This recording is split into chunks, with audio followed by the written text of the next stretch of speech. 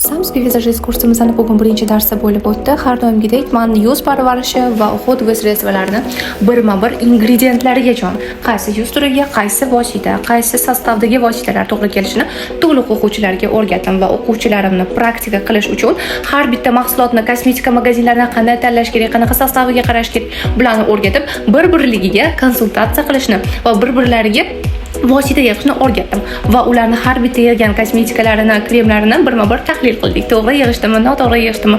Undan tashqari men har doim darsimda original va podelkani ajratishni, dekorativ kosmetikalarni to'g'ri xarid qilishni, albatta har birini rangi nima uchun bunaqa rangda, qanaqa vazifani bajaradi, barchasini to'liq o'rgatman. Kursimda qatnashgan har bir qiz birinchi kunni o'zidayoq to'g'ri xod qilishni, original bilan podelkani ajratishni, vositalarni to'g'ri ishlatishni, yuz parvarishini, bundan tashqari o'ziga ham, yaqinlariga va dugonalariga ham hatto yuz parvarishini qilishni o'rganishadi. Agar siz ham mening kursimga yozilishni xohlasangiz, plyus belgisini qoldiring.